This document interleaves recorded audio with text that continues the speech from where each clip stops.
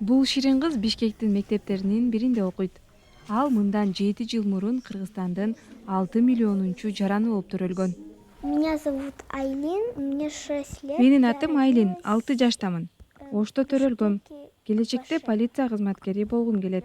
Анткени мен кылмышкерлерди кармап, биздин шаар таза болушун каалайм. Преступников, и чтобы город был чистый и хороший. Айлин 6 бир туугандын кичүүсү. Апасы аны 39 жашында төрөгөн.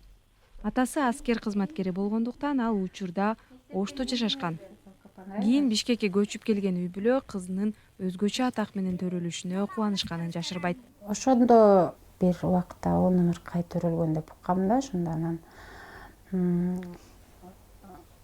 ошо конвертке салынып, аты жөнү жазылып, баланын ошо конвертке салынган, и и вытянули.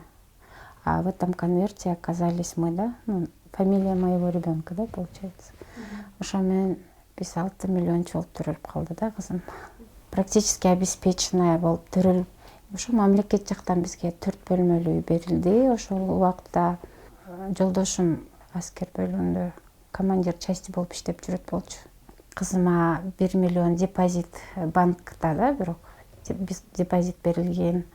Аны кызым 18ге чыкканда буюрса только өзү ала алат. Статистика комитетинин маалыматы боюнча Кыргызстанда жылына 150 миңдин айланасында балдар төрөлөт. Тилекке каршы алардын ичинен ар бир 1000 балага алганда 17си чарчап калат.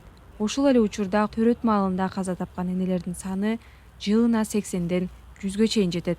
Азыркы демографиялык алыбыбыз жакшы. 90-жылдардын аяктарында 2000-жылга чейин төрөлүү азайган, анткени ошол маалда баардык адамдар кыйналып Кыргызстанда экономикалык абалыбыз начар болгонуна байланыштуу төрөлүү азайган.